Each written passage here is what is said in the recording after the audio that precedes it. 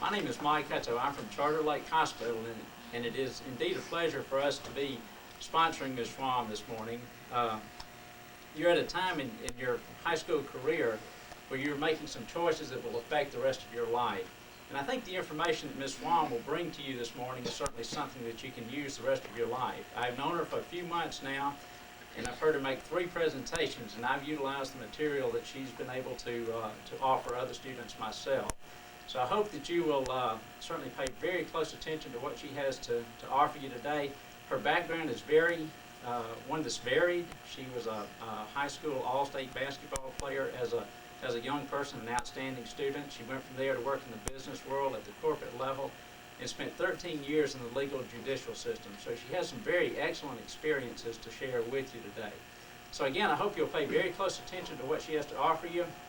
Jot down some notes, try to review those each day, and I think it will certainly pay off for you in terms of your future.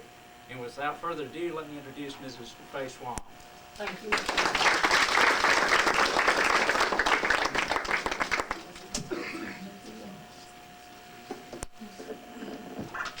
Thank you.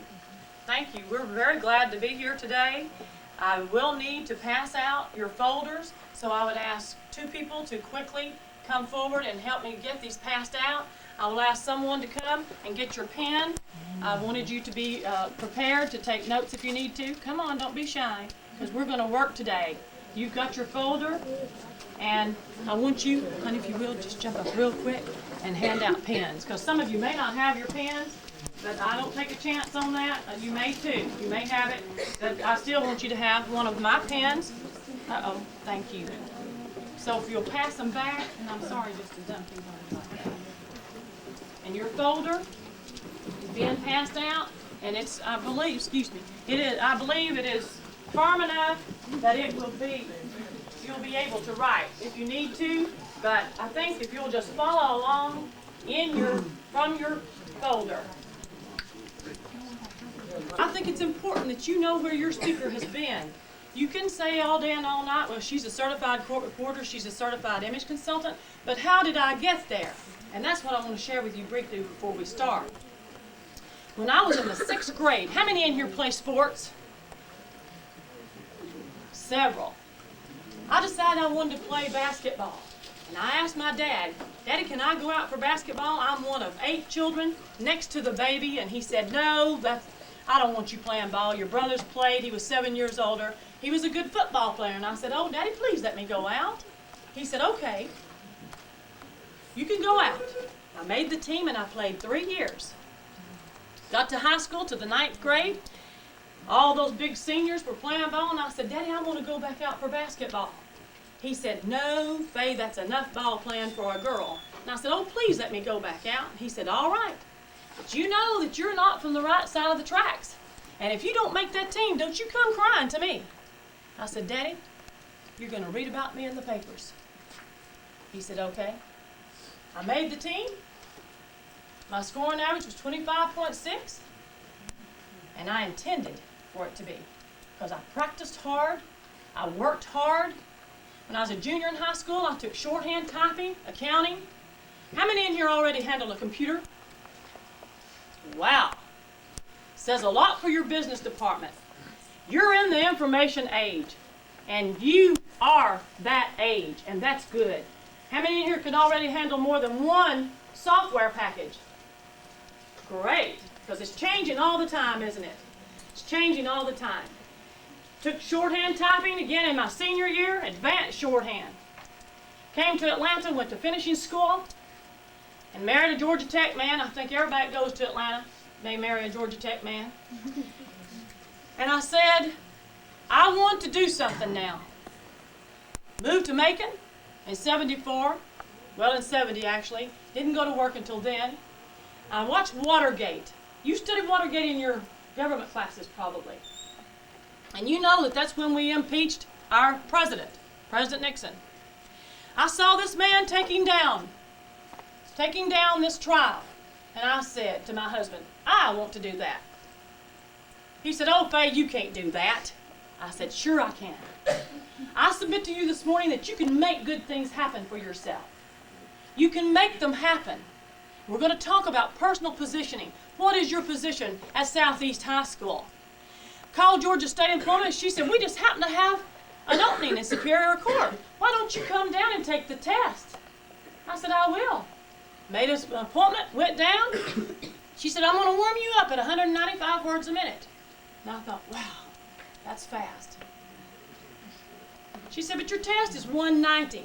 I thought, well, that's not too bad. That'll give me 5 words. I submit to you that it was very fast.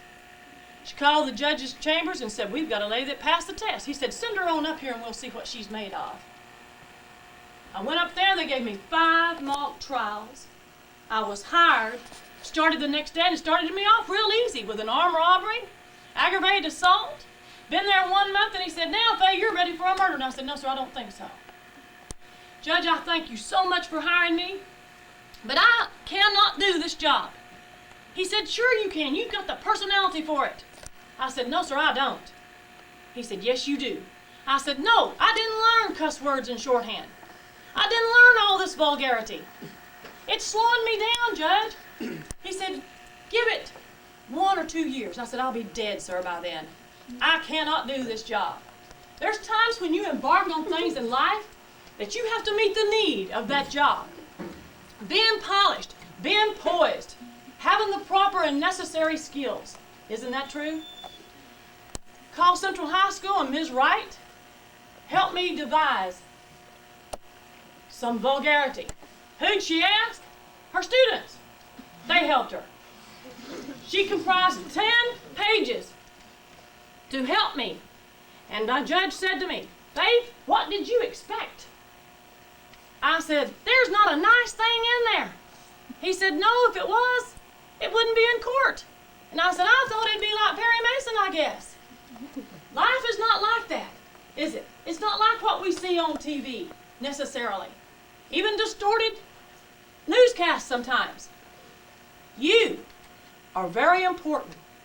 You will make your statement in life. What's it going to be? We're going to talk about that today. I decided to go higher, and I went federal. And I stayed in court martials for the Air Force till 1986. What are you dreaming of? What are you doing? How are you preparing for the future? What do you think? What do you see 10 years from now? What will you be doing? You hear Mother and Daddy talking about that they may retire at 62, 65, and certainly grandparents are, aren't they? Well, you're not. You're not going to retire to how long? See it? There you are as a baby. Here you are as an adolescent, adult, 80 years old.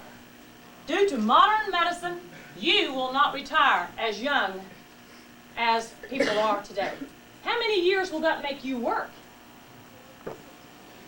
How many? 62. Listen to that. 62 years this young lady is going to be working. It's going to be terrible if she's in a job she hates, isn't it? Sure it is. So be aware. Be aware that you won't retire until you are much, much older than Mother and Daddy, and certainly older than grandparents. I want you now to look at your folder and step to the line with me by personalizing, putting your name on your folder. Write your name on your folder.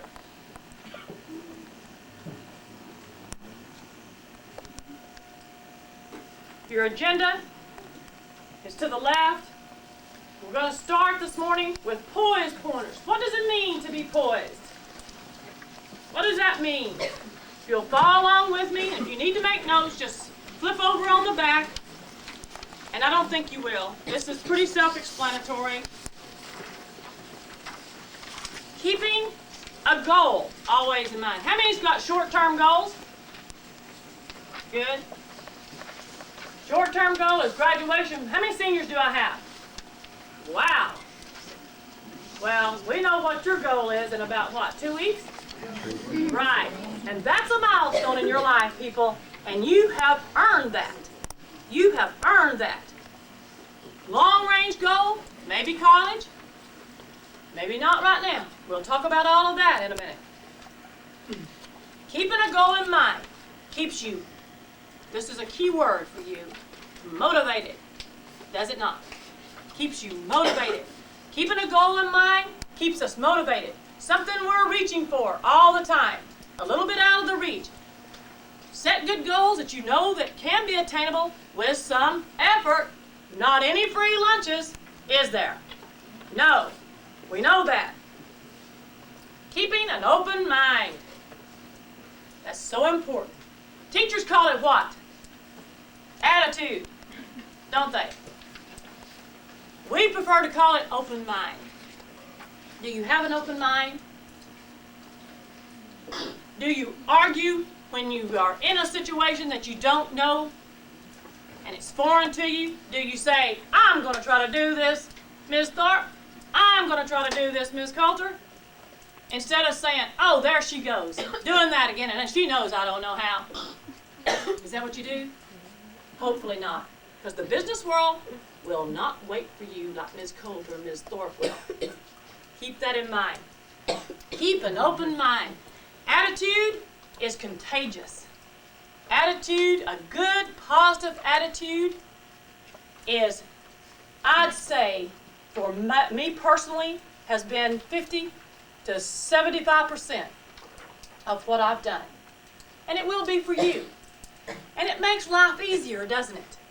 It makes life a lot easier if we have and maintain a positive attitude. Approach something constructive. Anybody can do destructive things, can they not? Of course, constructive things approach with, I know I can do this if I put a lot of effort. Isn't that true? Sure you can. Apply yourself and accomplish. That's what you want to do. Think maybe. Don't think I can't. Don't say I can't. Remove that today from your vocabulary. You think you can? You will do it. You look at the young man that had the yellow tennis shoes that got selected at the Bulls game recently to come down on the floor in the third quarter and shoot that basketball from one end to the other. You saw that? How many saw that? Did you see? He split the net. He didn't get to warm up a bit. He just reared back, put it in there because he knew he had to. She said, you've got one chance. Sometimes we might have just one chance. Isn't that true? But he had played ball before. He wasn't for a ball. Basketball wasn't foreign to that young man. He split the net. Got $1 million. Did you realize that? He won $1 million. And why did he get chosen? He had on yellow tennis shoes, and the reporter had never seen any before. He made $5.25 an hour. He was a happy young man. 2 weeks later, Dateline took him back to that court. It took him 54 tries to even hit the bucket. Positive attitude, knowing that you can do it, knowing when you walk in on an interview that you are properly attired and that you are ready to get that position. We're going to talk about that. Think you can. Do you appreciate yourself? Do you? Do you value yourself? I hope so. Because did you know that's the only You're the only person that you have to work with, is it not? It's you. It's up to you. You're vitally important to teachers, to family. You're vitally important to this community. We care about you. We want you, like the Army says, to be everything you can be through the proper preparation. Can you see it? Personal positioning. What is your position? What's your position today at Southeast High School?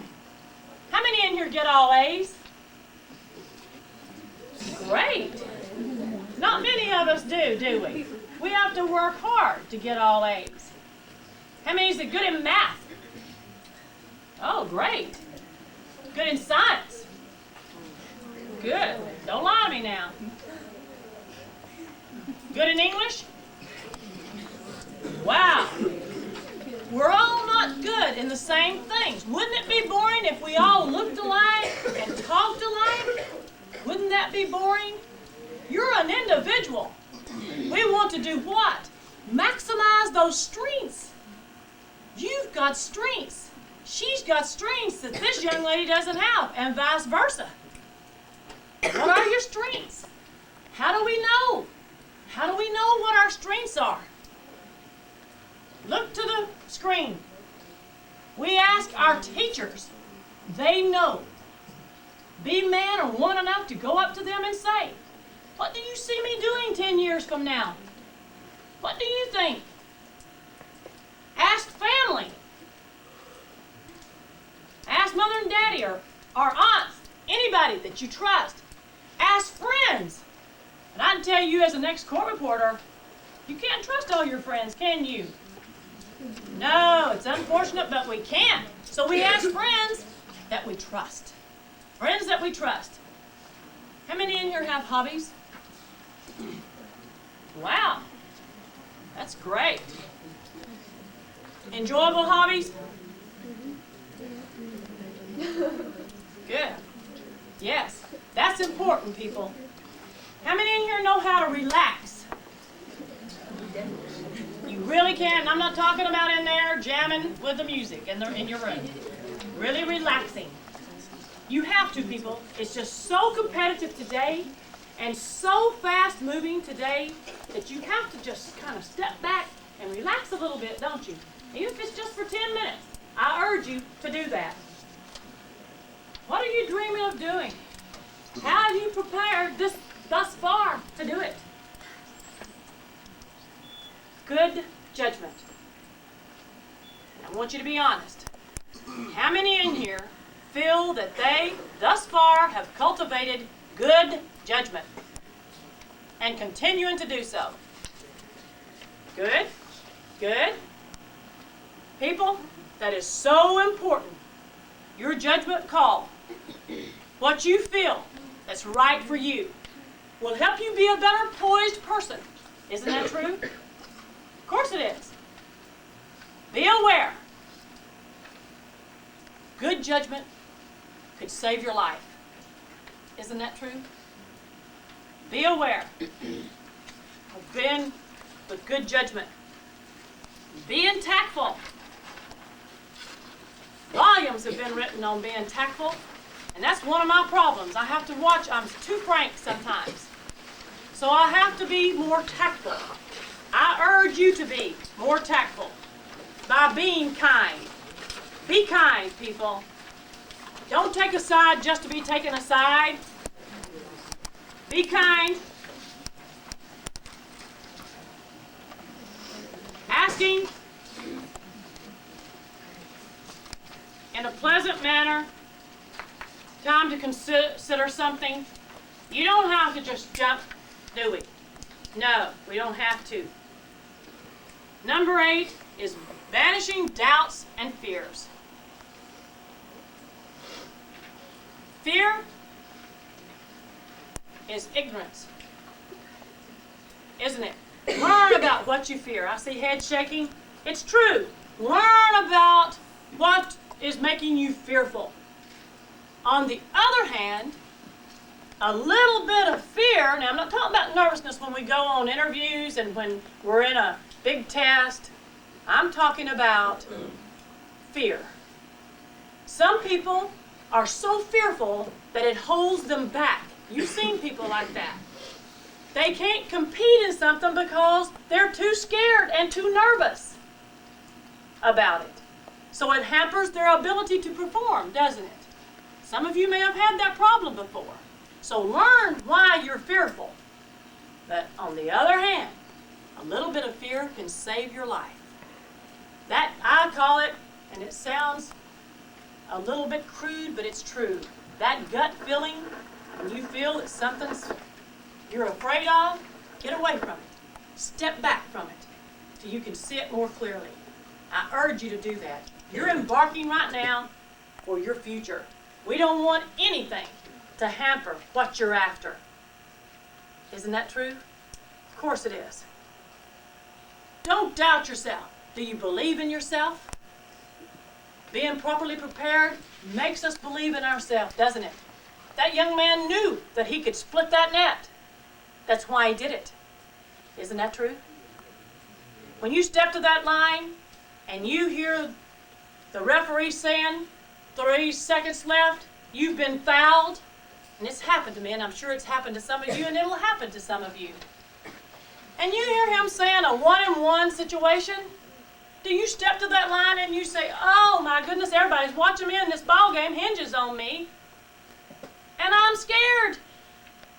Or do you step to that line and you say, I practice this every day, I'm prepared, I know I can make these 2 points, and my team can win because this ball game's tied? Life, I submit to you, is the same way. When you step out there, you're going to see things you don't like and recognize them for that and realize you are your gauge. Isn't that true? What you want for you, it's your life. Believe in yourself. Learning to relax. How many in here can laugh at themselves? Good. Oh, that's a lot. I'm proud of you because most people cannot. When they make a mistake, they just absolutely want to fall out. But you have to be man or woman enough, because none of us are perfect, are we? To say, that was so stupid of me, I don't know what made me say that. And it's hard. Oh, it just goes against our grain so much, doesn't it? You just don't want to do it.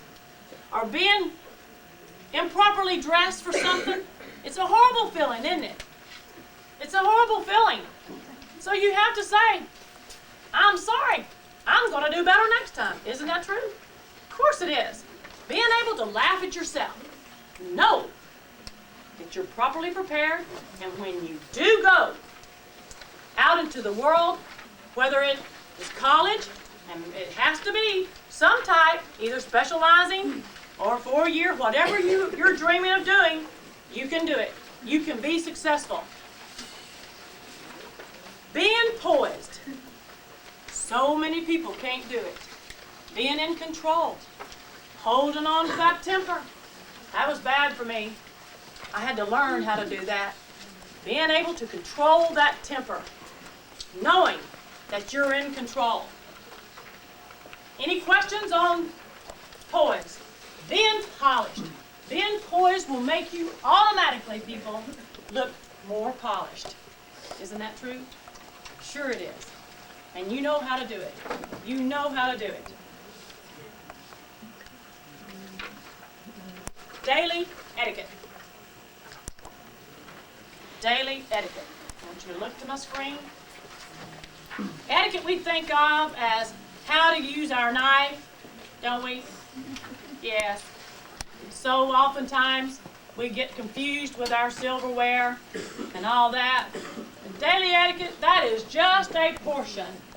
That's just a small portion of what etiquette really is. Etiquette speaks for us, does it not? From the time you step out of your home to the time you step back in, someone is measuring you. Isn't that true? And it's not to be judgmental, that's just how we are in society, isn't it? That's just how we are. Can you see it? No? Okay. What's the first and fundamental rule of all etiquette? You can't see it? What can we do, sir? Let me turn off the light then. Excuse my back and let's not big enough. You can make it like a okay, let me come and do it. Does the light help? how to do it, but I I needed to read it anyway. What's the foremost fundamental rule of all etiquette? The golden rule, isn't it? Do unto others as you would have them do unto you. You will definitely need that in the business world. You need it right here at Southeast High School, don't you? May you break a traditional or formal rule to spare others embarrassment? Of course. Of course you can. And you can do it graciously if you really give thought to it. The 3 T's in the etiquette: tact, timing, and tolerance. I want you to remember those. Tact, timing, and tolerance. Tact is the pleasant side of truth thinking before speaking. Stay pleasant. Anybody need to get that down? In the front, they've got the advantage. They're seeing it more. But I'm telling you what it is. So if you want to jot it down, we'll give you a little bit of time. Timing is suiting the action to the time, place, and person. Developing a sensitivity to any given situation. Helping you stay, what did we say? Poised. It's not to put on airs or to be arrogant or snobby. It's to be smart. And tolerance is knowledge plus understanding. And that is great. Being able to tolerate a situation till you can evaluate it and intelligently and graciously handle it, right? Of course. Is it necessary to be pleasant when other people are unpleasant and rude, like in doctors' offices and places that we've all encountered this? Yes. Sure is, isn't it? It's necessary to stay poised. Don't you forget that word. And we know that when we're out of our home, and we need to practice it in our home because then it becomes easier, does it not, to practice manners outside the home, isn't it? We all kind of relax at home. That's the only place we got really to relax, isn't it true?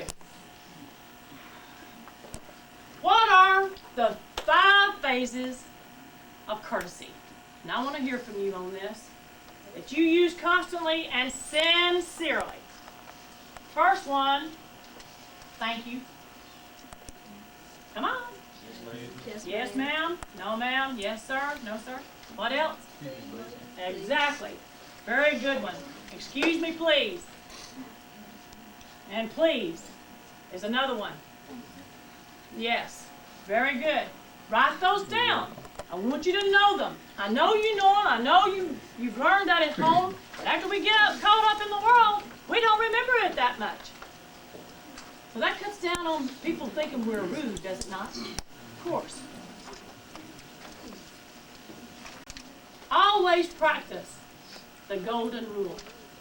It'll come back to you. It will. And sometimes that's hard to do when you've been treated unnecessarily rude. And you think, I'd just really like to give them a piece of my mind. But we can't do it. We just can't do it. We have to stay poised. Having good etiquette is so essential to how people view you. It's so essential, people. Let me tell you, when you're seated at the banquet, and you go to formal functions all the time, don't you? Yes, I know you do. You go to your banquets, you go out to dinner. What's the first thing we do when we go to dinner and we're sitting in front of our plate and we've ordered? And our food, exactly, our napkin in our lap. And that may sound trivial to you, but you'd be surprised how many people just jump on the plate and they don't even acknowledge the napkin. That's right. One thing I want to point out to you, if you will just work from the outside in on your silverware, you'll come out all right. So remember that. When you have 4 forks on the left side, you know what I'm talking about. And sometimes the dessert fork is on the dessert. Right, just make sure that you just work from the outside in and you'll come out all right. When you use your knife to cut your meat, lay it back up on the plate, to the top of your plate. Don't put it back where it came from. After we've once used it, and this may sound trivial to you, but I have to point it out because you're polishing with me today. And this is important. After we've used our knife, put it back. If you have a butter knife, leave it on the butter dish. Let the butter knife stay there. And let's not cut our food flapping our arms. Have you been next to someone at a banquet and they hit you in the ribs? I'm sure you have. I mean, they really saw. Hold those elbows close in to the body and cut. She asked a very good question, people. For those of you in the back, she said, what if it's, you said tough? That happened when I was in high school to a young lady that it could have happened to anybody rather than this young lady. She started to cut her chicken and it jumped right in her lap. And she was so embarrassed. Don't make a fuss over it. Get it up quickly because it's going to spoil you. It's going to spoil your garment. But this young lady has asked, what if it goes all over the table? Just say, excuse me, I am so sorry. And do not make a big to-do. Don't say, oh, there went my food. Because then it makes everybody stare at you. Doesn't it? You've called attention to it then. Just very quietly. Haven't you dropped a piece of meat before? And you think, hope nobody's looking, and I'm going to reach and get this thing. Don't you? You reach and get it, and you slide right there to the edge of your plate, and leave it alone. Don't say a word.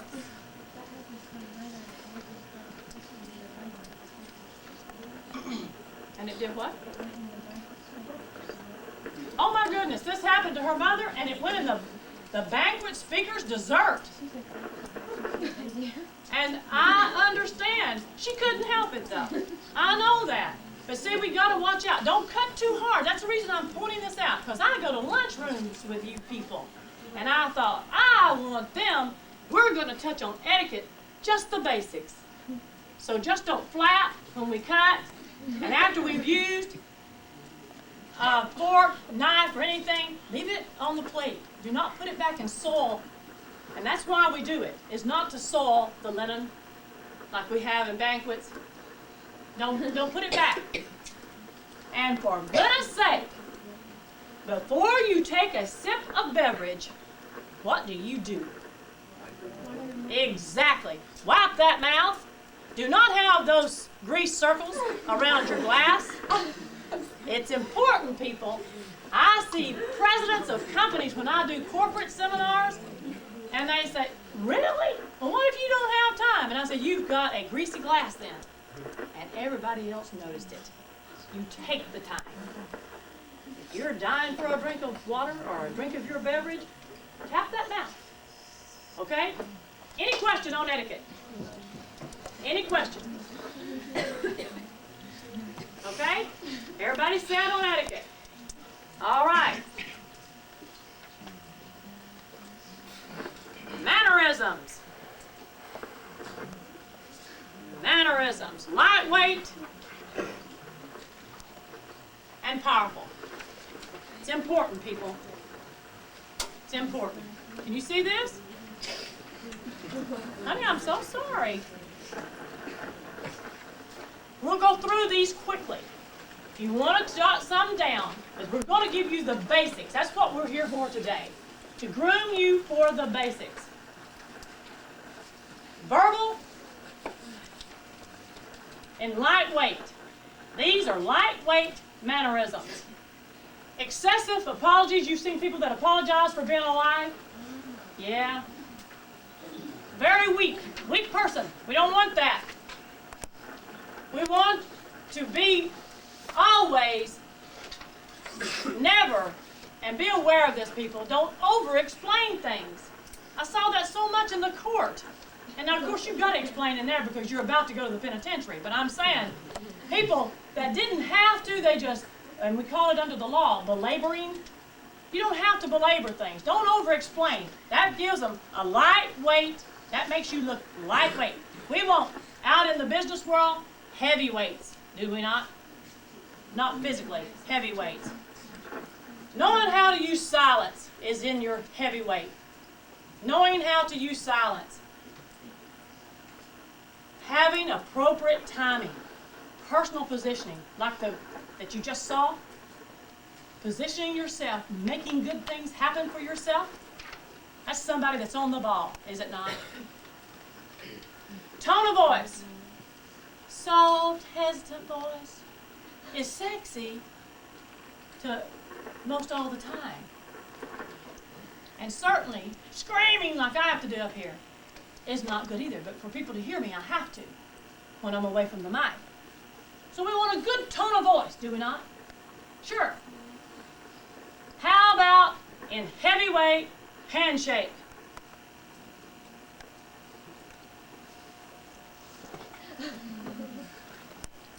Hi, I'm Faye Schwalm. Okay, he made eye contact with me. Very important.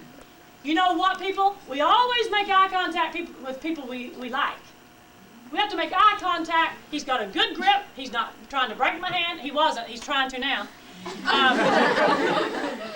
But he's got a good handshake. We do not have to do this. We don't have to do that. Patrick, he just shook like that and said his name. He looked me in the eye, and that's good. Do you do that? We don't have to go up and down either. That's called pumping the handshake, and we don't have to do it. Everybody understand that all we need is, I'm Faye Schwalm. He's got a good grip. That was too tight. Everybody understand that. When you go on interviews, and for you young ladies, if you extend your hand, then that interviewer is going to shake your hand. But it's up to the young lady. If she wants to extend her hand first, that's fine. You don't have to, under good etiquette.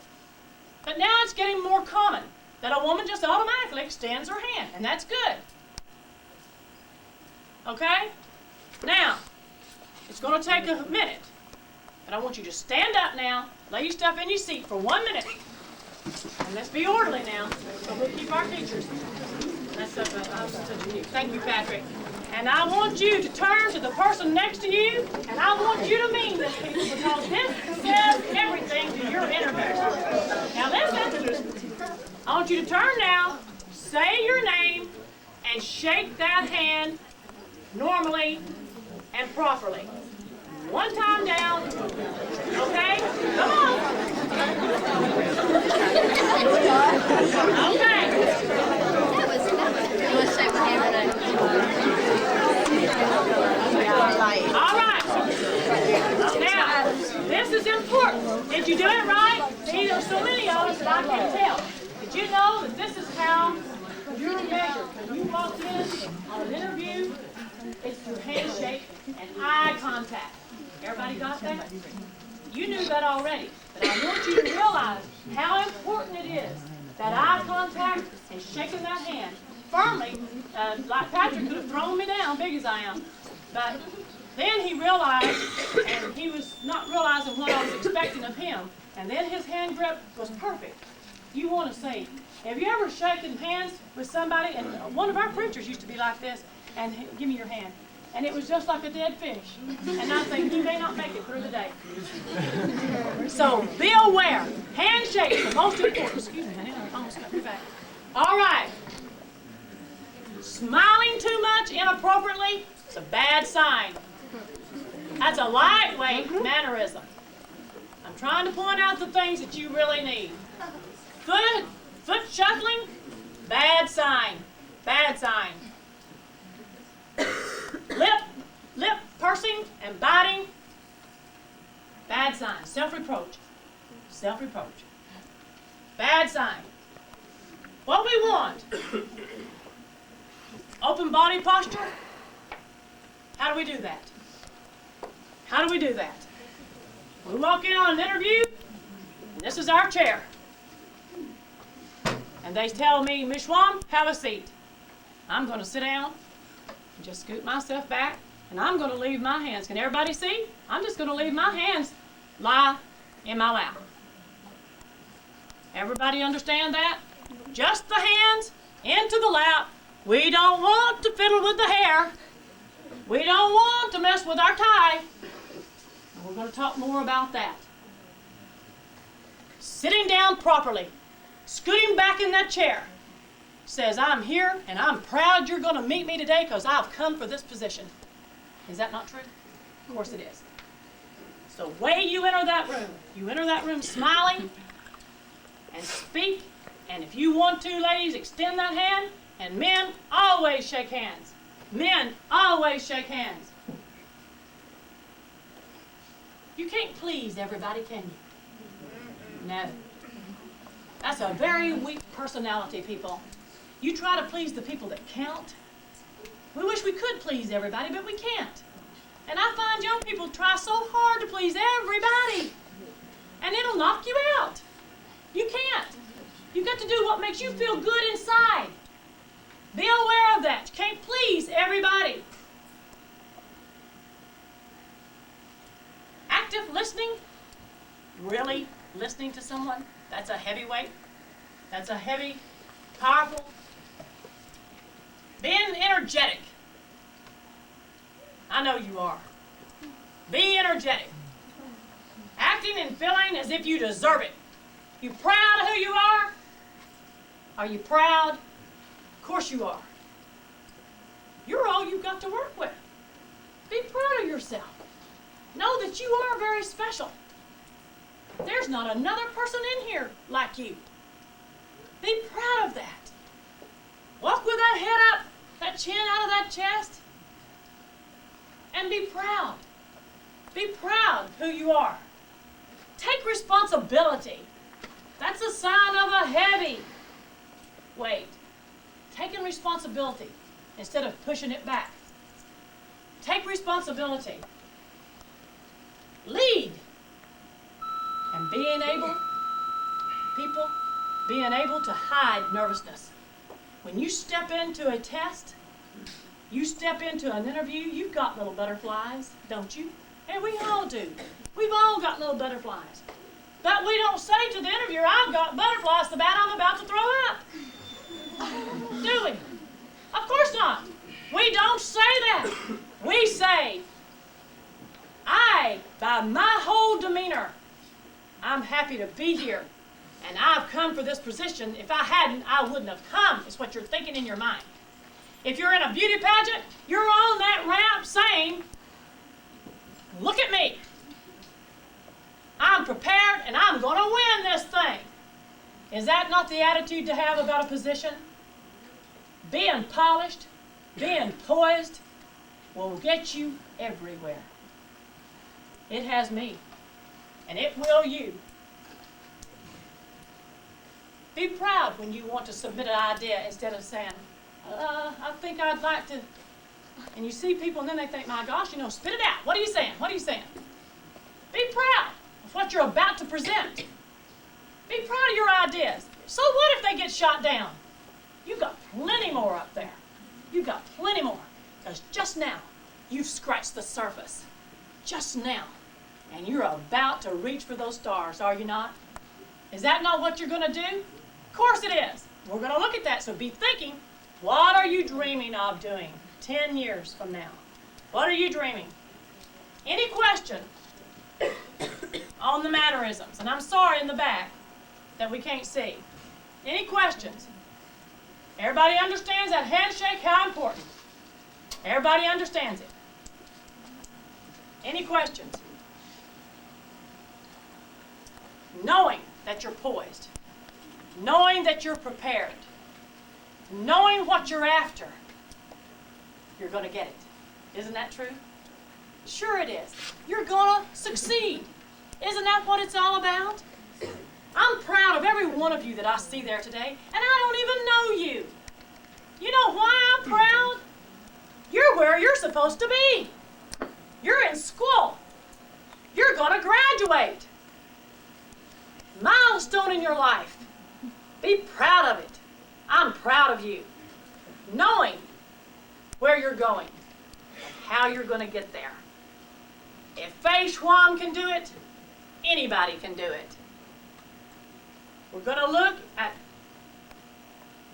are we going to break now? I guess not. We're going to have a break in just a few minutes. We want you to know more about hands, to know more about your hands. And I apologize if you can't see this. We talked about handshaking and all. I want to touch on hands.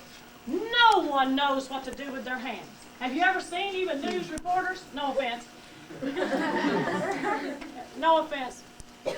News reporters, anybody, you can see them. People fiddle with their hands. When you get in on an interview, like I showed you how to leave those hands, just still. Don't fiddle with rings.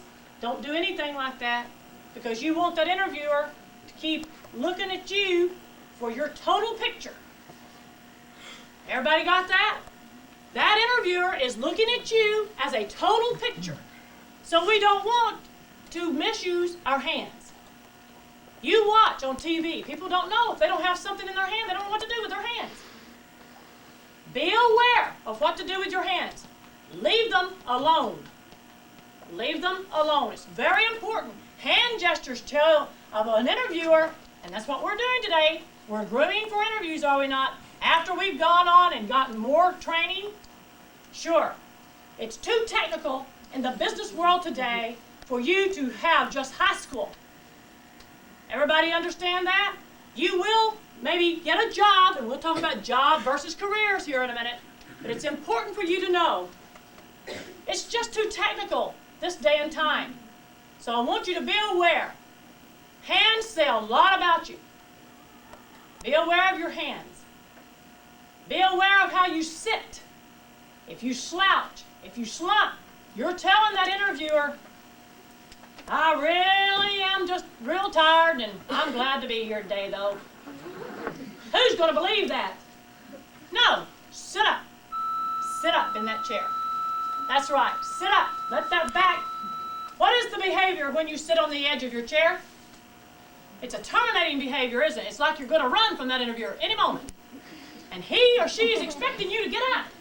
So you want to sit back in that chair. Sit back and know that you're projecting the most polished, right?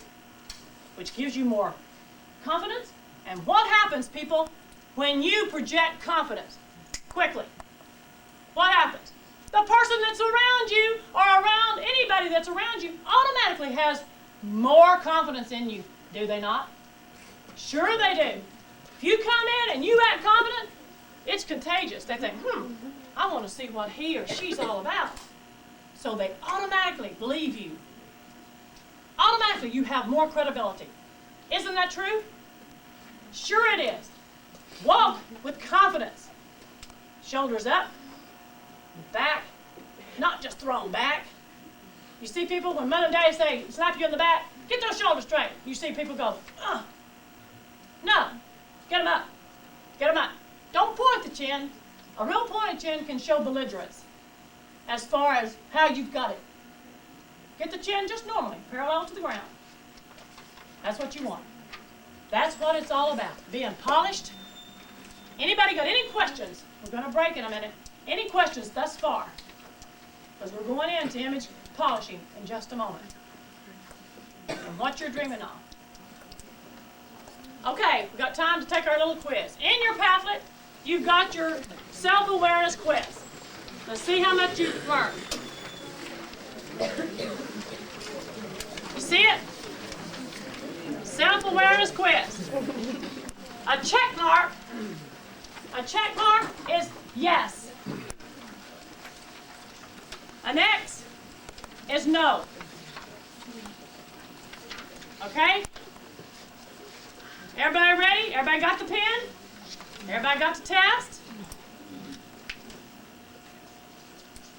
These are about your personality traits. Do you smile a lot? Check mark, yes. X is no. Are you distant to others? Now check it fairly, because this is telling you something about yourself. Are you an introvert? And we know that an introvert is a loner, a person that rather be away from people as opposed to with people. Do you put things off? Are you a procrastinator? Yeah, so many of us are. We have to work on that, don't we? Are you patient? Everybody with me? All right, y'all are swift this morning. Are you patient? Especially to your younger siblings? Are you excitable? You know that this is building right toward poise now, don't we?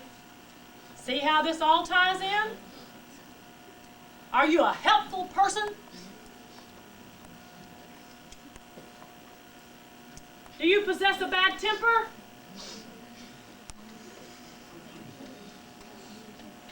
Are you tactful? Are you fearful? Do you praise others, or does it just nearly kill you to pass a compliment? Does it? Somebody got on a pretty dress or a nice looking shirt, do you say, I like that? Is it easy? Is it easy for you to praise others? Are you full of worry? Let's turn that into concern. Are you friendly? Check it now. Be fair with yourself, because you're going to take this home in your packet. When you read it tonight, you'll see. Are you grumpy? Are you the type of person that people want to stay away from early in the mornings? Are you relaxed? See, all these we've talked about, and we've built right toward our test. So answer fairly. Fairly to yourself, because this is personal. No one else needs to see your test. Are you tense? People can see that if you are. Are you dramatic? Are you enthusiastic? Are you enthused and excited about what you're doing? Sure you are. You're about to graduate, for goodness sake. Have you peace of mind? You can't buy it, people. Money helps us all buy comfort, but we can't buy peace of mind. There's not a price we can put on that, is there? Are you critical? Do you love just criticizing people? Are you assured? Are you self-centered?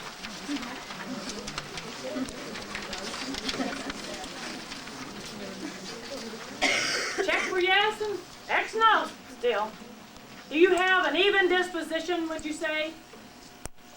Would you say you have an even disposition? Are you impatient? Are you calm? Are you calm? Here it comes. Are you brutally frank? Are you brutally frank? I have a problem with being brutally frank, and that's the reason I stress tact. We have to be more tactful. We couple frankness, not to be dishonest, people, but we couple frankness with tact, and it comes out okay, and then people can still trust you for your opinion. Are you well adjusted? Do you feel at this point in your life you're well adjusted? Are you full of resentment?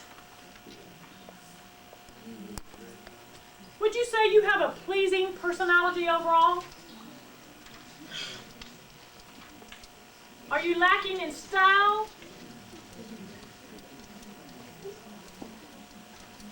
If you're distant, let's take the even numbers now. 2 is, are you distant to others? Ask yourself why.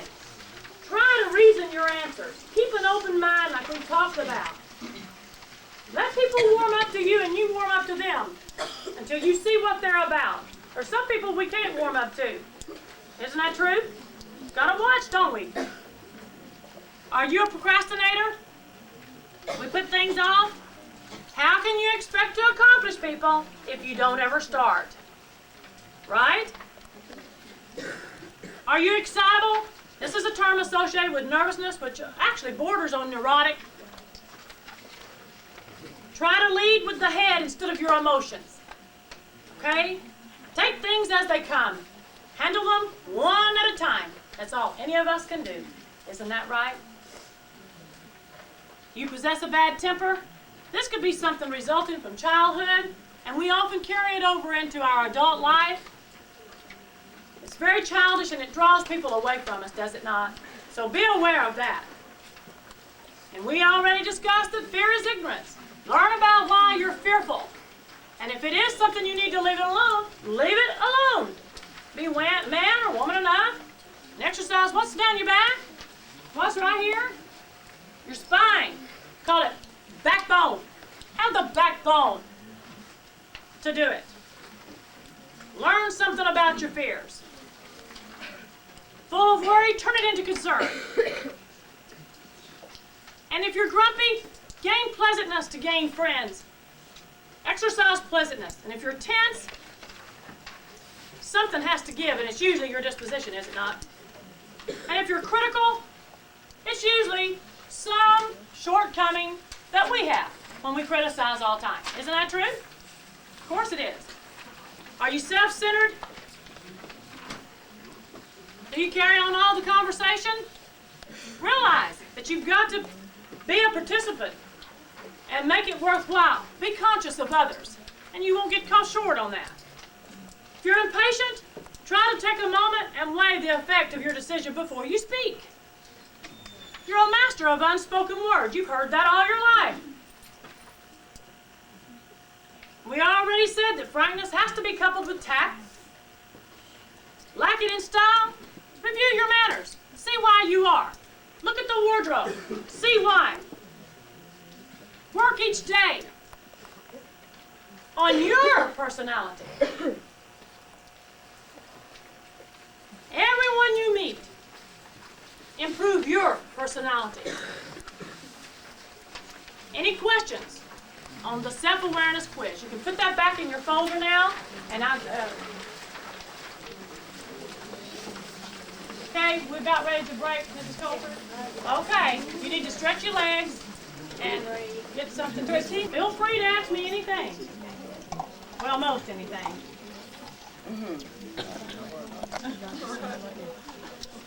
We're going to get into image now and your career, what you're dreaming of. We have another little quiz that you've got in your. We got to be through by 11, so we're going to have to move.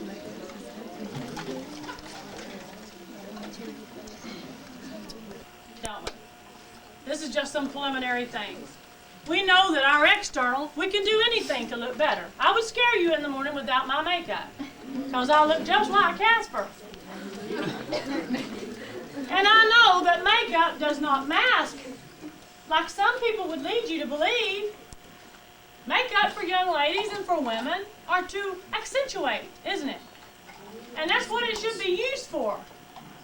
So I want you to be aware, we don't wear the same amount, young ladies, of makeup on an interview that we would wear on a date, if you will, or to church, because that person's seeing you maybe one time. You have 5 to 10 seconds to make a statement. After that, that interviewer knows whether they want you or not. Isn't that true? That's how important, people. How many work in here already? Wow. So you've been on interviews, right? You've been on interviews. And we should not really, and like we said earlier, we don't fear interviews. We are a little apprehensive, but don't fear them because it'll hamper you. And I urge you, don't be afraid of an interview. Look at it as a challenge. Know that it is a challenge for you. Okay? Everybody ready? Okay. First, we're going to do some complimentary colors. How many in here wash their face with soap? Oh, I hate soap on that face. It clogs the pores and strips the face. People, it strips the face. It only surface cleans. I recommend a good little cleanser. Whatever type that you can use. Don't use soap on the face. It clogs it over a period of time. And it strips it. Yes, it takes all the oil. Okay? Any question on skin as to, and certainly we have to use soap on our body, but I'm saying not on the face. Had a young man say, you don't like soap, period? Of course I do, from the neck down. Okay? Now, I need to have this young man right here sitting in the back, right here. He's volunteered. He wants to come out and be color analyzed. We're not going to analyze per se today. We're just going to show you the colors that look better for this young man. And your name? Lon. Lon? Spell it. L-O-N. Lon. Just like it sounds, yes. I thought he said long. Okay, we're gonna scoot this out of the way for a minute so you can see him easily. And he'll have to mind my cord. No, it's gonna stick back. Let's move this box. Okay? Okay, Lon, have a seat. For them to be able to see you,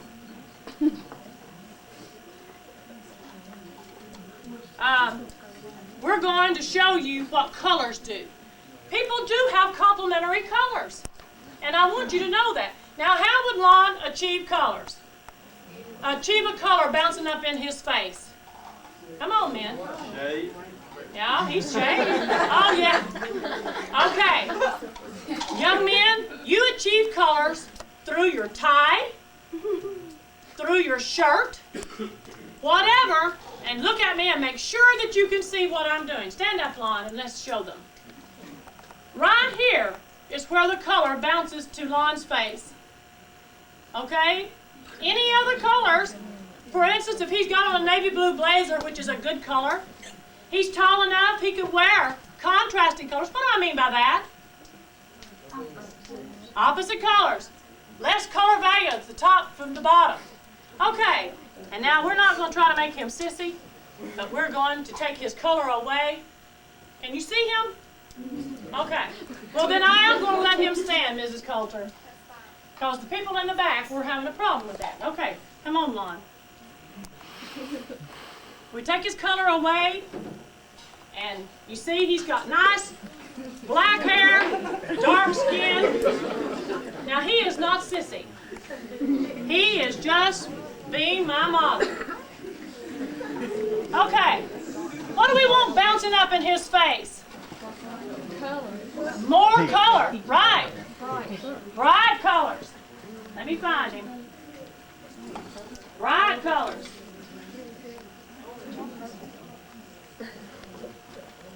We want him. Yeah. See? See the difference? But it's too loud.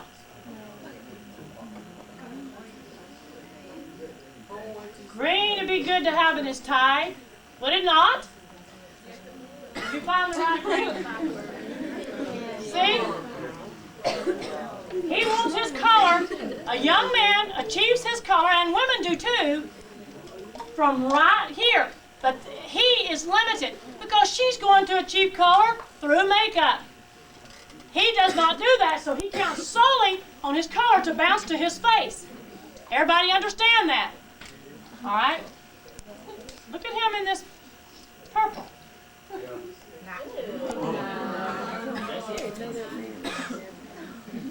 Yeah.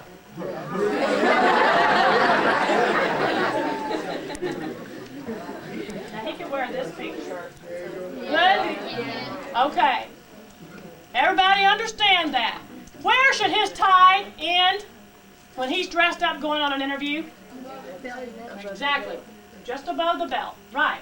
And see, there's nothing wrong with the white he's got on and the gray combination, but it's not enough substance if he wants to make a strong statement. Everybody got that? Thank you, Lon. He deserves a hand. Okay. And I hate to call on this young lady, but she's got her foot hurt, but she's going to have to come up here. I need her because she has on some not very much makeup. So let's look at what makeup will do for her. And your name is? Brandy. Okay, Brandy. You have a seat on the hot seat there. We're going to work on Brandy. Brandy does not have on any blush. If Brandy wanted to contour her face, people, she would have to have a little bit more blush on, would she not?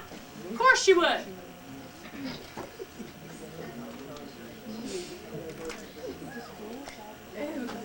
Okay, I'm going to give her some cheek color. And she's going to look better. What else would we do to give Brandy more color? Lipstick's too light for an interview, isn't it? And what's wrong with this lipstick, Brandy? It's pretty. It's pretty for her in school. What's wrong with it, Brandy? Tell me. Let's see if Brandy knows. Yes. It's frosted. We don't wear frosted lipstick on an interview. You mean it's got glitter and stuff? No, it's just really frosted. It's okay for school. She looks great.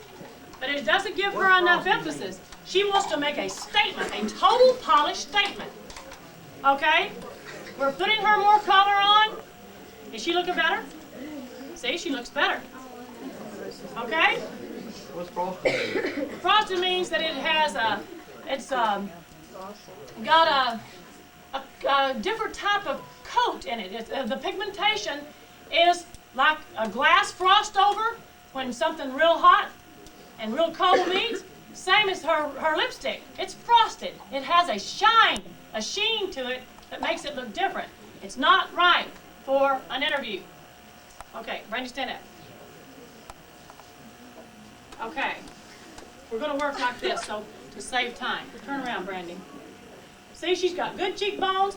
Why are we putting on blush now? Accentuate, to contour the face. How do men exfoliate their skin? What does exfoliate mean? Dead skin removal. Good, good class. Okay, how do men do that through shaving? How do women do that? With a washcloth. The little Terrier washcloth is all you need. How many in here use a butt puff? I use a sponge. I hate them. I hate a butt puff. They should be used in the kitchen to scour pans. Okay? She's shaping up. All right, be with me now. All right, is she looking better? All right, we want to change her lipstick. And we want her to look better if she's going on an interview. Due to health loss, we have to work fast, but she has to put on her lipstick. And I want her to have a different color lipstick. Let's see, Brandy. Yeah. And now, we have to diminish her start and stop lines. Ladies, you do not want to go on an interview with an apple on each cheek. And I see that all the time. When I worked with Charter Medical as an interviewer, I was really on my guard for that. See, her stop and start lines are gone. And now she's going to put on some darker lipstick for me here in this mirror. And Brandy's going to be more polished automatically. Wait, honey, don't do that with your foot. She's already broken her foot. We don't want to break anything else. I'm going to hand you a mirror. Make your lips darker. What does that do? Gives her more definition, doesn't it? Okay? More definition to the mouth. And then we're going to change her out of that white. Okay, we know that there are seasons, color seasons, do we not? You need more? She needs more. She's really going for it.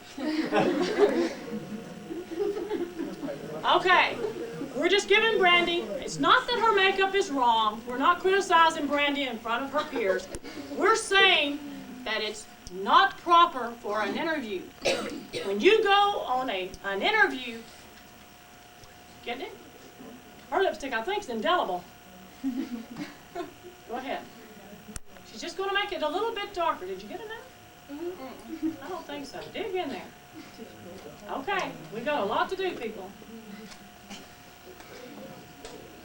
Okay, I want somebody that has red in their hair naturally. Because most people do have color-treated hair, but I want somebody that's got some gold in that skin to come forward. But first we have to show Brandy. Thank you. Yes, now see, she's darker. She's got more definition to her mouth and what we would have. Now we're going to show you a color. Hey, have to step on over here. Now we're going to show you, I'm going to do this mirror for one of us to break our neck. Because we have to face the audience anyway. Okay. What color do you see Brandy in? White. Let me show you what wrong colors do, even for a young person.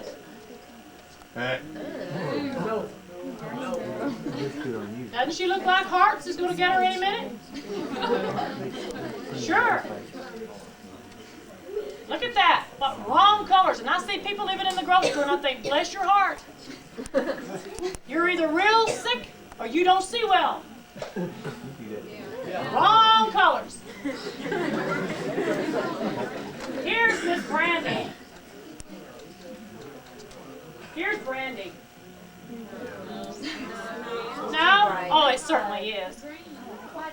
Yes, I did too. She can wear a red. Okay. She can wear a red on an interview now. Not on her first interview, because red is what? Power. That's the reason I'm so strong up here today. No, red is power. So she wouldn't want to wear a red on her interview the first time. Let me show you a little trick, and this is for you too, men. We're going to pretend that this is a blouse. This is totally white. We're going to pretend that Brandy has on a suit.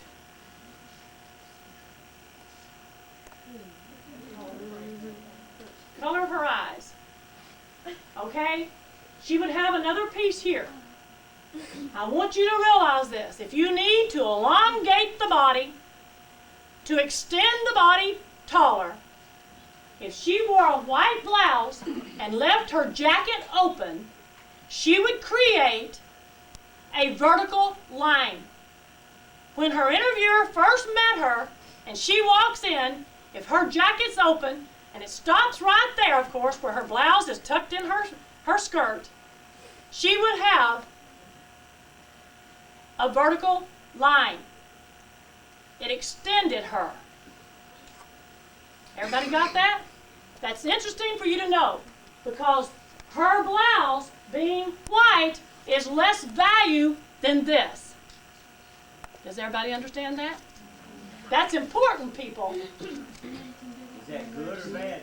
That's good if she wants to extend, because you don't want to be a jolly green giant, but you want to look stately. So you could create that line, especially if you're short. Brandy has been, now she has on more blush. Her eye makeup is good for an interview. It's subtle. It should be subtle. I like makeup. I love makeup, but we've got to be subtle and polished on an interview, don't we? Thank you, Brandy. She deserves a hand. One more point, though. Brandy's earrings are fine. Her earrings are fine for her, the size she is. They're a good size. I'm embarrassing Brandy, but she's a good sport. Her hair could be worn like that on an interview. I would have to know where she's going before I would let her wear this. It depends on, if she's going to be a marketing director, then I would let her wear something with more personality. If she was going to be chief teller at a bank, we might not wear our bow. Okay? Okay. Now, I need somebody, let me look over this crowd quickly. We have a lovely young lady, Yes, she does. Will you come up here, please? natural red hair. Oh, good. Thank you, Brandy. You were a good sport. Her name is April. April, come on, April. April has natural red hair. That puts her in a different spectrum. We have warm and cool. However, and you know who did that? Isaac Newton, back in the 1600s. Miss Coulter and I learned about that in school together. But do you realize there's a neutral? There's a neutral. There's people that can wear anything, and there are very few in this whole world. Let's see if April is. Let's ask April, will you remove your glasses for us?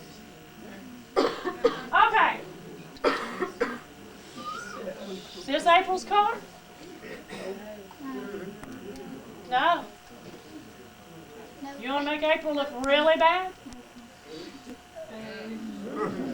See, people, how important colors are? ready to make April look beautiful.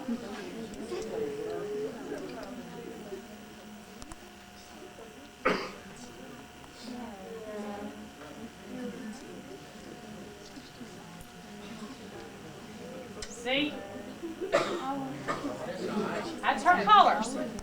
She's got gold. She's the only one that I know that can wear this color in the world. See? What do you mean, She's beautiful. All right? If April was going on an interview, and we're pretending now. You remember when you were little and you pretended? My daughter Stephanie used to say, pretending, pretending. Okay? You put your glasses back on. April's going to go on an interview. We know that she would be dressed in a suit, we have to imagine. She's going to a company, a corporation, and she's applying for computer analyst. What would we do for April to make her look the part and get that position? Make her look taller. Exactly. We give April, see, you've learned. Way to go. First of all, we would not let her wear her hair down. We'll pull her hair back. We'll put a bow, small clasp, not a big bow. We would put earrings on April, about this size, because April is shorter than Brandy was. Everybody getting this? Okay? Young ladies, and some of you men that wear earrings, and you're out there, do not wear your earring on an interview till you know and have investigated that company. Men, hear me? Say something. Yes, okay. It's all right to have that earring, but take that out when you go on an interview. We're going to talk about a difference in a job and a career. Okay? We would put this size on April. She's going on an interview. She's not a very tall person. So we don't want, and we want her to be elongated by having less value here in the blouse. Okay? She's kind of a little bit broad-shouldered. We'd still let her suit have small shoulder pads. Okay? And we would give her an earring that looked kind of like this. Just small. To give her a, see? Everybody's saying yeah. To give her a more polished look. Keep in mind, we would have tied her hair back. Her style is good. So the shorter, the smaller the The shorter you are, unless you're going out really to have fun, you know what I mean, then you can wear long dangly earrings. Please do not wear those on interviews and have them clanging while you're being interviewed. You want to be, what's the word? Professional and polished. Okay, any questions? Everybody understanding the size of earrings? We know now? Okay. Thank you, April. You've been a good sport. That's right. And it's okay to wear jewelry because it gives you more added details to yourself. A scarf is nice, but you want to be careful. You don't want to go in draped in a big old scarf that you have to move out of your way to take your test. Common sense dictates that, does it not? Yeah. You can wear all of that after you get in there. See, you don't have to have but a couple of good suits even. And then get that, nail that position in the second time because you're running out of clothes. Isn't that right? Tell them how many rings they wear on each hand. Yes. Let me tell you something. When you're going on an interview, you do not want to wear but a ring. Yeah. How many's got on more than 3 rings on one hand right now? Okay, it's all right. But not on an interview, okay? Save it. Put it in your purse and put it on when you get out. When I go in to ask for a bank loan, I never wear that ring. Because my banker would think, oh my goodness, and it's this costume jewelry, but she liked to die when she saw it the first time. My goodness, Faye. And I thought, that's the last time she'll see that ring, because it's my fun ring. But she thought it was real, and she almost fell out. She thought I was going to come in and buy the bank. But it's just Austrian crystal. It's not real. And you can have jewelry. Just don't let them. You notice I don't have anything that clangs and clicks. It's so annoying. Be aware of that. Be aware that you want to be simplicity is the key to being properly dressed. Then that personality can come out after you have gotten the position. You want to be so polished that they don't say, did you see Brandy?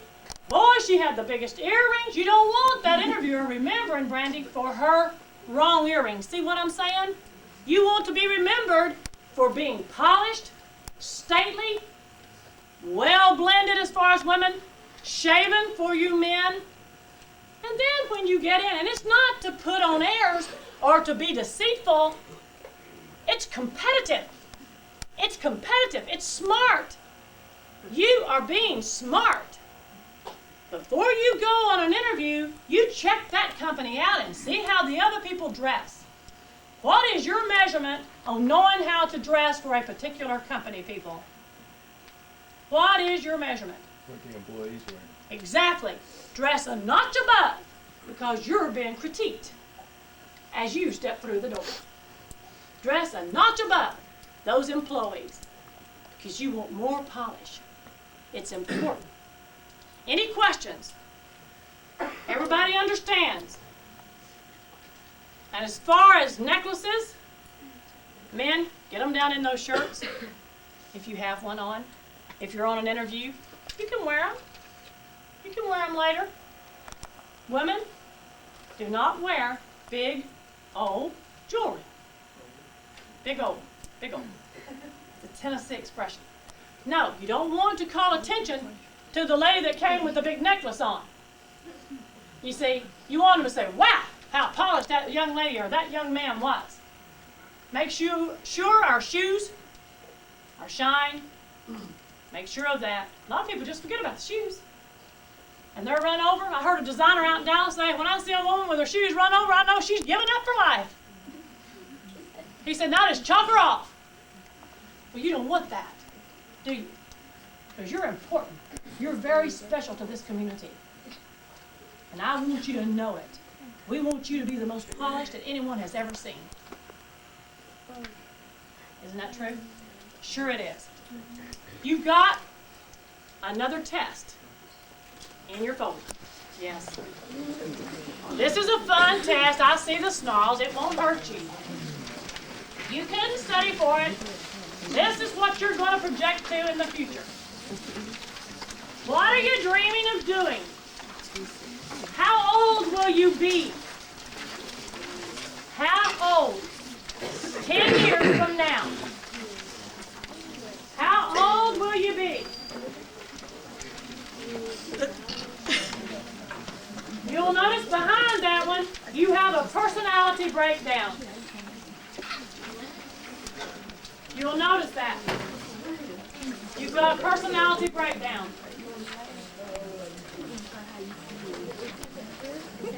Everybody found it? You're going to step to the line with me this morning, and you're going to project your future. What are you dreaming of doing? You'll notice, and I'm going to give you about 5 minutes to fill this out. But let me explain something first. How much income do you see yourself making? I'm just going to fly through them, and then you can go back and put them. Will you be married or not? It may not work and be part of your life right now. It's your life. It's up to you. You may not have marriage in your life right now. Certainly, I hope not right now, but I'm saying 10 years, you're 10 years into the future. What type of occupation will you have? What will you be doing? You're a senior? 10 years from now. 2003? Yeah. About everybody's a senior in here. Everybody's a big senior, just about everybody. Okay. Top banana? Not everybody wants to be a boss. How many in here want to own their own company? Woo! That's great. I'm proud. I have to say something to you people right now. You're one of the nicest looking groups that I've ever spoken to, and I was in 51 high schools last year. And I've been in I don't know how many this year. And you're one of the nicest looking, best groomed that I've seen. And I'm proud of you. Okay, the personality breakdown on the back, and on your second page rather. On your personality type, conventional, I think, is the only one that needs a clarification. It's traditional, like mom and daddy, or like someone in your family, grandmother, or whatever.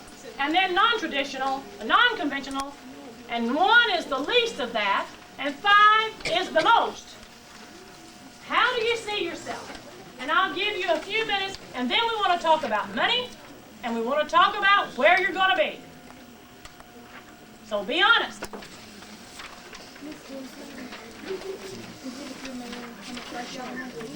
No, it's just you. What type of house will you live in? That's a good question. I want to know, are you thinking big or are you thinking little? I submit to you today, if you think little, you'll be little. You think big, you'll be big. You're your gauge. What type of house? You may even be thinking about a condominium. You may be thinking about a big old sprawling home. Tell me what you're thinking. And now I'm going to ask you. We're going to talk about this.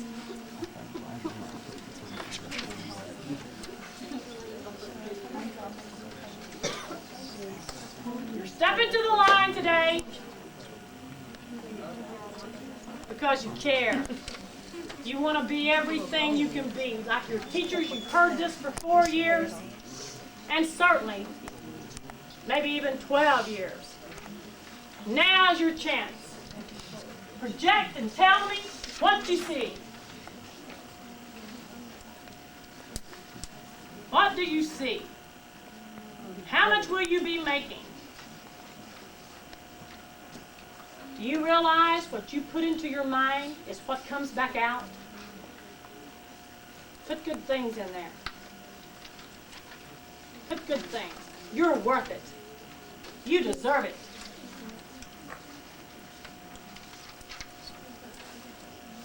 And know that you are very special. There's not a one in here that I've looked at today that has not smiled back at me. And I'm proud of that. That shows me respect, and I appreciate that.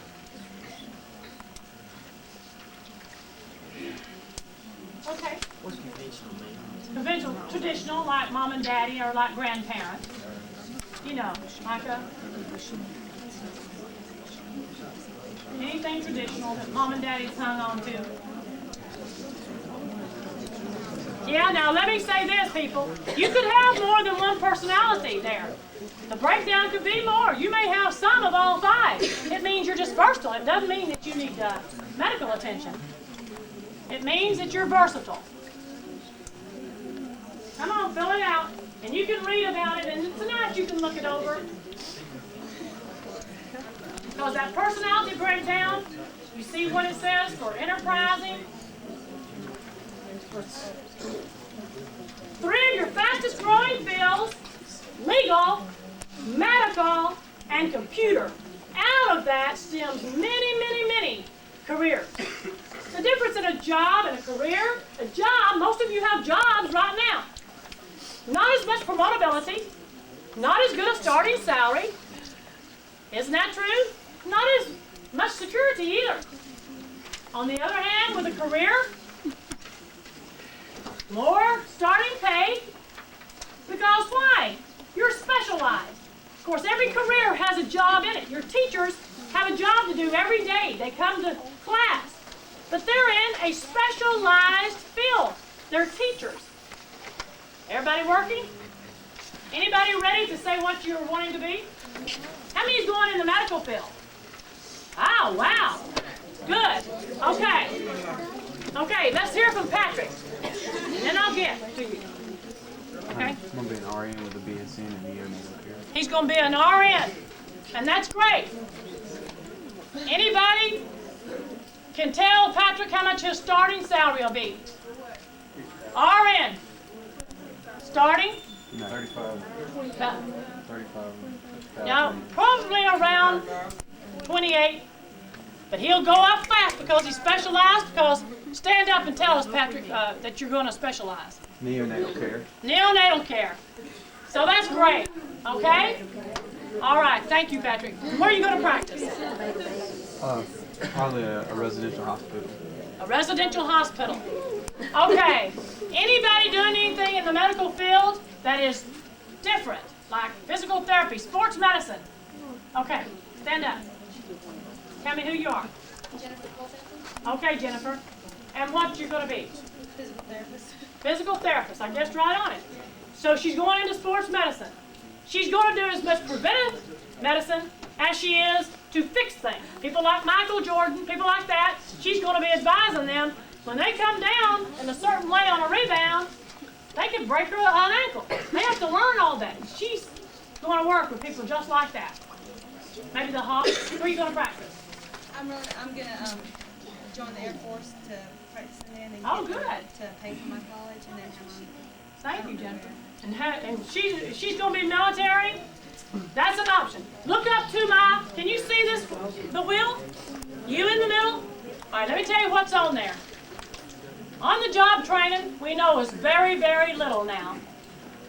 2-year college, military, 4-year college, and then on. It's up to you. You're the one that decides that. Okay, we know that a physical therapist, she will move really fast, just like Patrick, but she'll start high in sports medicine because her prevention for them is really what they're after. Thank you, Jennifer. Okay, somebody else? Who's going into fashion design? Anybody? Who's going into the legal field? What? Nobody's going to be a lawyer? Okay. How many? Good. And you good. We have a young lady, and your name is? Carmilla? She says that she may go into law. She's undecided. You may be undecided, but today you are dreaming. You're projecting. You're seeing where you're going to be 10 years from today. Anybody doing anything out of the ordinary? What? Yes. Military? We know that the military is restructuring. My son is a captain in the military, and we know that they're restructuring, and he is a Delta Special Force. How good. He's going into the Delta Force, and we know that he is going to be very, very disciplined. He has to learn to eat and catch his own food. Some of that is not so tasty to me, but I'm proud of you. And we know that, are you going to go in after college as an officer? Good. Good. He's going in the military. Okay. Anybody doing anything? What? Mechanic? That's good. And you're going to own your own place? See, he's going to be an entrepreneur. We all know what that is. What do you see yourself making? 10 to 30 a year. 30,000. You'll make above 30,000 in mechanic. That's a very specialized trade. You'll make a lot. He's shooting low. Well, I want you to start thinking bigger. Okay? Because if you own your own business, of course, in the first year it's rough. I own my own business. But you can do it. Anybody else? Yes. Be a writer. Be a writer. Lon's going to be a writer. Okay, what are you going to write? Novels. Novels. That's great. And where are you going to do this? Home. Home? He's going to stay home. That's great. That's great. We hope he gets a lot of books published. Anybody else? We got to what? Miss Scott, the 5 till? Okay. Anybody else? Yes. Automobile painter. Automobile painter. See, we need every type of career that's been mentioned here today. There is a demand and you're going to fill it. And besides that, I want you to be in good careers because I want you to take care of me when I am real old. Yes. Anybody going into anything out of the ordinary? Like, yes. FBI. Let me say something about the FBI. When I was in Superior Court here with Judge Bell and Judge Morgan, I wanted to go higher, and I said I want to go federal. And I went down to Judge Owen's courtroom and took the federal test.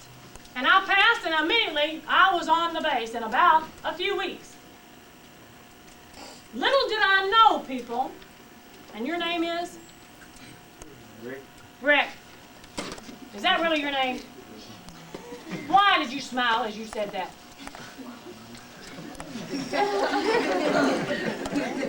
Okay, Rick. Anyway, Rick's going to be FBI. 3 FBI agents went to my school, and I was at my school last Friday and held the same type seminar in Knoxville, Tennessee that I'm holding here and all over Georgia. And did you know that my shorthand teacher said, we wondered what in the world you were doing. They wanted to know about you every day since you were 16. So this is what Rick, if he chooses to go in to that type of FBI. I'm at Mary Person's school last year, and a teacher said to me, I want to see you a moment. I had the FBI come here just 2 weeks prior to you being here, and they asked me about this young man, and I said, don't you dare let him in the FBI. I had to take him to the office every day for cheating. What image had that young man left at that school, people? No, not a good one. Be aware, if I were to ask Mrs. Scott, any one of your teachers, Miss Thorpe, Miss Coulter, any of them, what image you project in the classroom, what would they say to me? What? Good one. Everybody can say good one. I'm proud. Because not everything is that smooth, is it? Be aware that you're projecting an image. You're projecting an image every day. Okay? Every day of your life. And that young man did not get the job because the FBI agents turned up some bad things. Now, it's not that I was perfect, but I had done well enough that I could be working at the time with Casper Weinberger out of the Pentagon. Be aware of that. Is that our warning bell? Okay. Be aware that whatever you're seeking, you want to be, what's the word? Polished. Professional. Yes, poised. Being poised.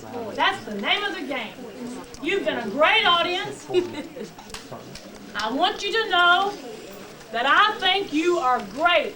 I have never been in front, and I don't say this at every crowd I'm in front of, but you've been very attentive, which shows me your maturity and well-trained, even at home and at school, if you will. And I'm proud of you, and I think you deserve a great big hand. Thank you. We've got about 3 minutes. Does anybody have any question that you'd like to ask me? Have you had fun? Yes. You liked it? Yes. You learned? Yes. Great. You've been a great group. Thank you very much.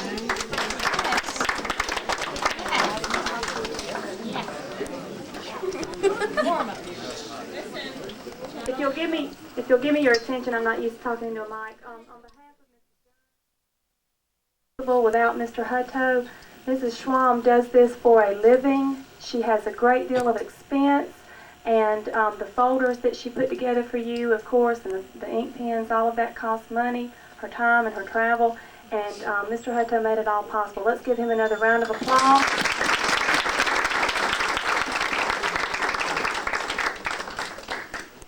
I would like to present him with a Warrior Blue plaque that has a warrior head on the medallion. It says, in appreciation to Mike Hutto for support of the Southeast High School Vocational Department. I saw a fellow back there doing the tomahawk chop. Let's give him a warrior welcome.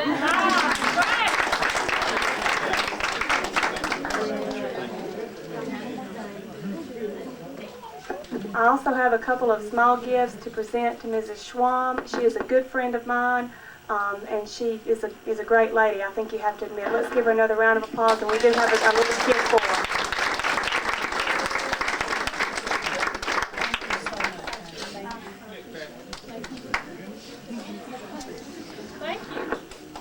Please use your invitations as a pass back to your fourth period teacher. Be sure to show those invitations to your second and third period teachers tomorrow. And thank you. Y'all were wonderful, and I appreciate it. Thank you. Good luck. You'll do great. Thank you, Brandon. Staying alive for a minute. I'm staying through.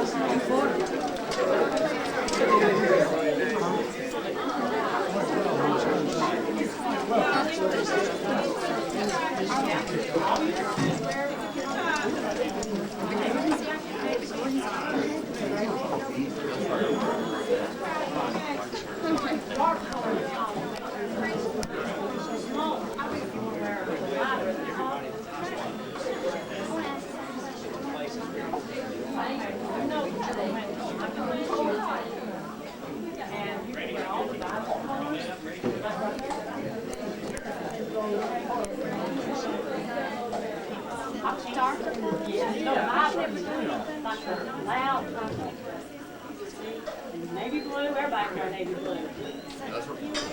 Good universal color. It's good. Thank you. Thank you. Y'all been great. You understand now that you want to pick your own life? Pick your own life. And I'm tall. Yeah, it does. It gives you a little bit of a Well, you're a smarter page up there. Speak to register.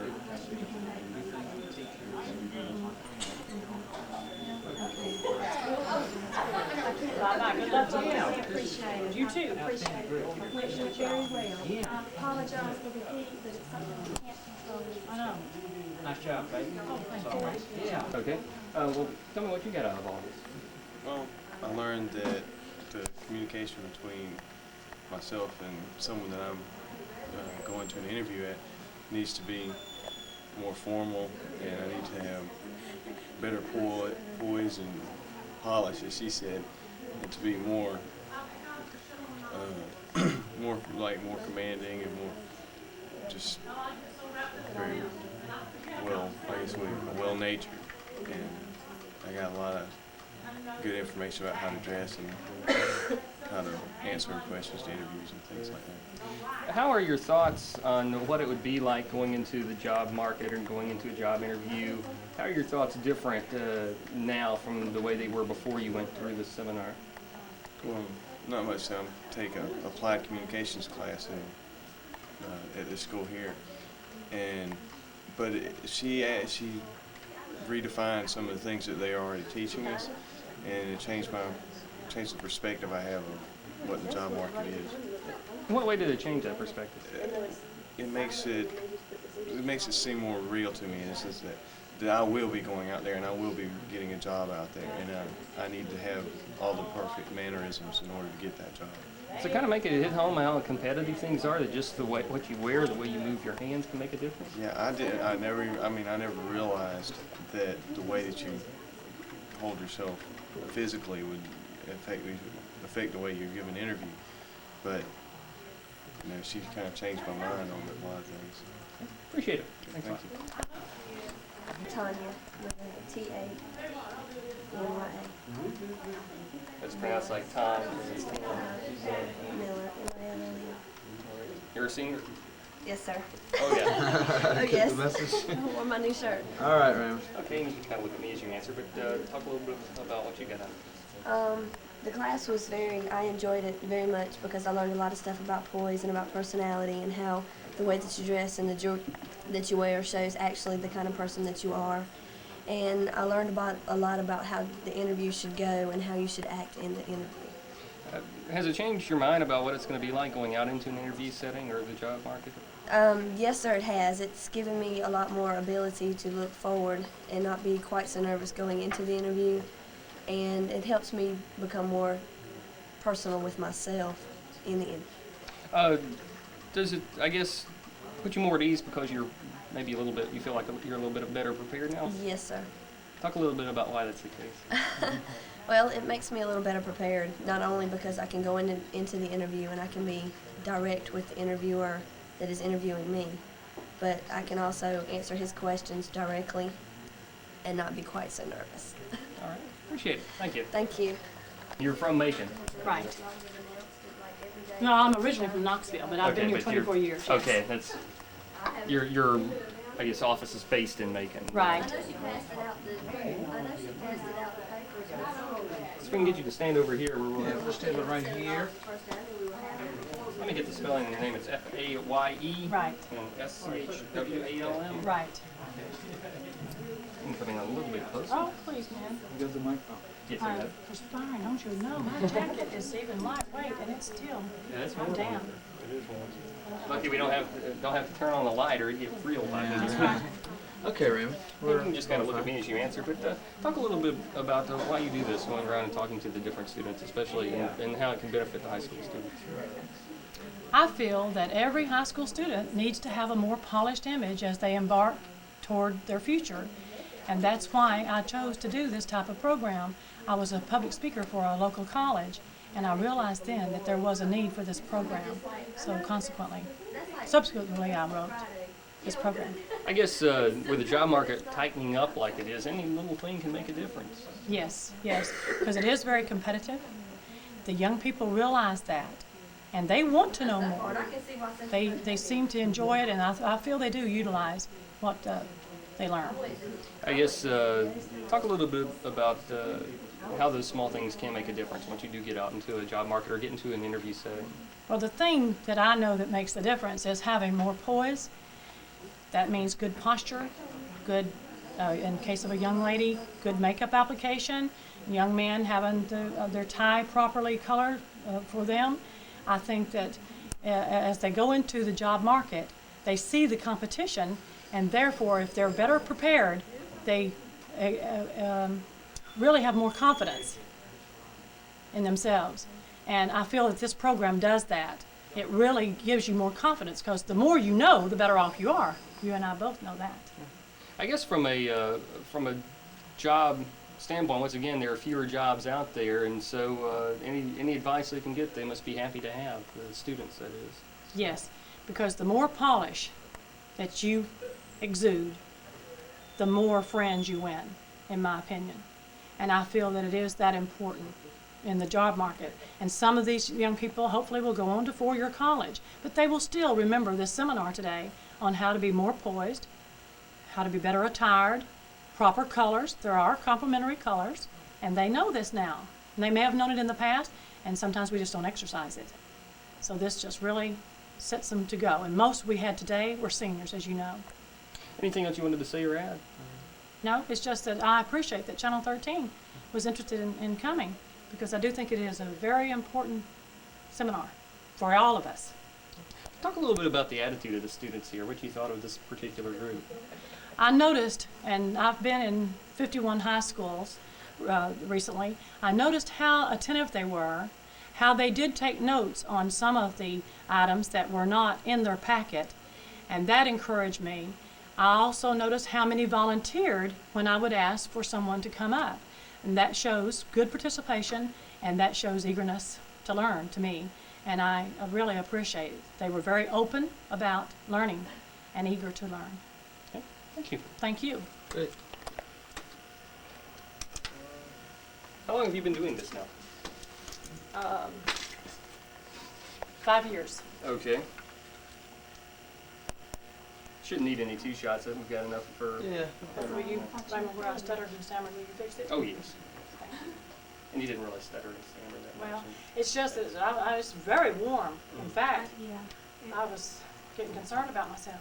But I appreciate, really, I mean that from my heart, that because everything bad you're of course called right to the scene. And sometimes the good, more constructive things, Right. your bad overrides it. Of course, I understand that. But today you made a special effort, and I thank you for it. Well, we do a lot of good news and try to get to the good Yes, news, you but do. people don't remember those stories. Unfortunately, Right. that's what sticks in their head is going Yes. to be the bad news. Yes. And, that's what they tend to talk about the next day at work. So we're trying to do a lot more proactive type news, and this is going to be airing under the label of 13 for the Future Good. series that we're starting. It's going to run each week for as far as we can see. We're going to try to keep running it each week, and that we're trying to make that a huge community-based program. We're getting together people from different facets of the community, education, law enforcement, different realm, and so Yeah. this fits quite well into that. And then we're also starting a crime team where instead of going out and saying, look, someone got killed in the Southwell, we're going out and showing people, how can you protect yourself? How can you protect your home? Getting real proactive with that. So we're trying to do more of that, yeah. Now, will her first segment be tonight with the 13th? Yes, this will be so on we can tonight watch at- her tonight right. at 6. That's right. Okay. I want to get one picture of you holding this plaque. Oh, okay. But thank you very much. Thank you. I Yeah, appreciate right. you. And I want you to just one Take care. Nice to see you. See you, Raymond. Okay, take care, Joel. Tell Dodie hi. Okay, sure will. Mr. Hudson, all Yes. you have to do is press the red button. Okay. I don't want she and I to go. My friend here. Yes. 3, 1, 2, 3. Very good. Thank One you. more, just One for more. safekeeping. 3, 1, 2, 3. Okay. All Thanks, right. Laura. You I'm are gonna drink my hot. Sprite. Honey, I'm running up. You're huffing and puffing. I told you that's the reason I wasn't ready. Yeah, You he was tried. back there.